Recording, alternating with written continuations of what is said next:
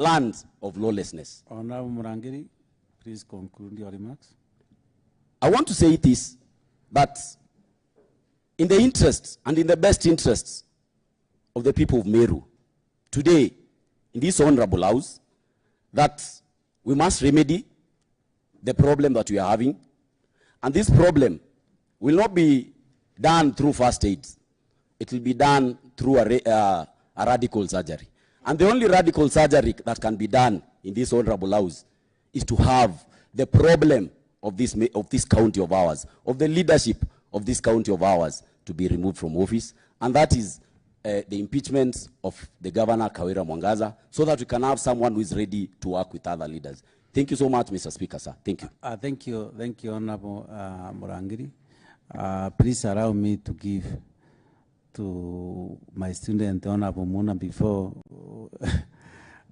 he strongly talks against the teacher. Honorable Muna, please take the floor. Thank you, Mr. Speaker. And for the records, I'm Nicholas Kenyo Amuna Josephat, representing the people of Nyakist. And may it be known expressly that from the onset, I'm supporting this motion. But before I table my comprehensive contribution, Mr. Speaker, I would like to take you back to the 18th century, in a time where there was a great period referred to as the period of enlightenment by historians. Others prefer to call it the age of reason. It was a period in which, in continental Europe, people chose to deviate from the customs and traditions that bound them, and they chose to experiment on ideas. They chose to think. They chose to reason. And as a result, that society was greatly emancipated from mediocrity.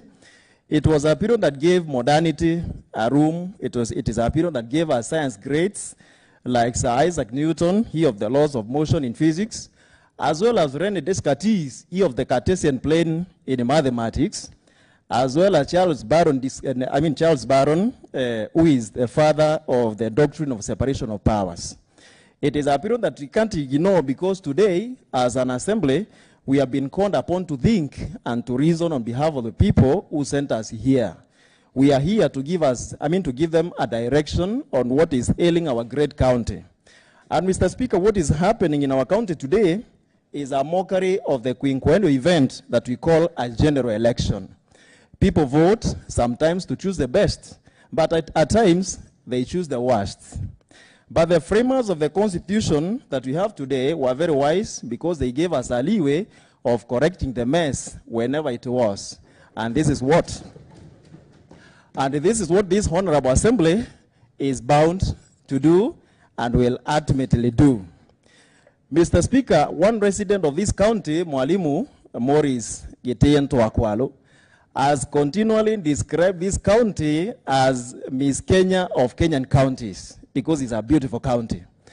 But on the opposite, we are witnessing our county being in the news for the wrong reasons. You are ashamed to walk in the streets of any part of this country and call yourself a MERU. But today we want to reclaim that glory by putting our interests as a county where they are supposed to be, and to rise above again and being described as a beautiful county. We are saying never again, never shall we have this county being hanged by the string of a guitar. We are very passionate about this county, Mr. Speaker. But we have been put in the news even for the flimsy reasons of a musical instrument that is being misused at the expense of elected leaders in this assembly, in the National Assembly, in the Senate, who are supposed to be giving directions on where we are heading as a county. We have a county supremo, a CEO, who chooses disunity over unity, who chooses disharmony over harmony, who chooses disrespect over respect. And Mr. Speaker, unless something is done, and this honorable house will do it, we are on the wrong path as a county. Mr. Speaker, finally, this county is mentioned in tandem with heroes. It is the home of Musa Mwariama. It is the home of Baimungento Marete. It is the home of Ntaiwa Nkuraru, and other liberation heroes who chose to lay their life so that we get what we have today. But this is not mentioned. It is the quarrels that come with the flimsy, ones, like kaende kaende, kabati kabati, some slogans that should not come out of a person in the capacity of a governor of this county. As I conclude, Mr. Speaker, I want to urge this honorable House to do the needful, and that is to impeach the governor of this county, Honorable KAWIRA Mwangaza. Without much ado, I do support. Thank you, Honorable Josephat Muna. I can see the majority, his hands is up, and one of members is the most senior member in the assembly, and when his hand is up, we cannot say no to reason to him. I'll take the floor, the majority. Thank you, Honorable Speaker, and I appreciate that you, for sure, appreciate that I'm the most senior person, both in body and rank in this Honorable Assembly. Thank you. Remember, I also served as a majority. Thank you, Honorable Speaker. So I know the powers that are bestowed upon the leader majority. I appreciate, Honorable Speaker. Honorable Speaker, I appreciate that we are debating a very crucial motion that is before this Honorable House. And Honorable Speaker, I have not risen to give my contribution to the motion, which I expect maybe to do after resumption of this debate. But Honorable Speaker, earlier on I requested that to extend the sitting time from 12:30 p.m. to 2 p.m. And Honorable Speaker, from my watch here, I can see we have only 12 minutes to go. And because I understand that so many members have not yet contributed to this motion, I rise on a point of order, Honorable Speaker, that pursuant to the provisions of Standing Order number 971, the debate be now adjourned, and maybe the resumption of debate will be done in the afternoon sitting, Honorable Speaker.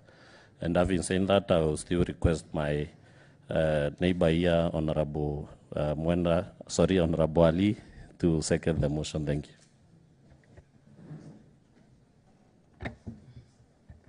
Yes, Honorable Ali, please, the Deputy Speaker, take the floor. Thank you very much, Mr. Speaker, sir. For the purposes of record, I'm Ali Mwenda, representing the great people of Jawad and the Deputy Speaker. So I stand to second the motion of adjournment, Mr. Speaker, sir. Thank you, Honorable Ali, the Deputy Speaker. Honourable members, pursuant to the provisions of Standing Order number 54.1, I now propose the question, which is that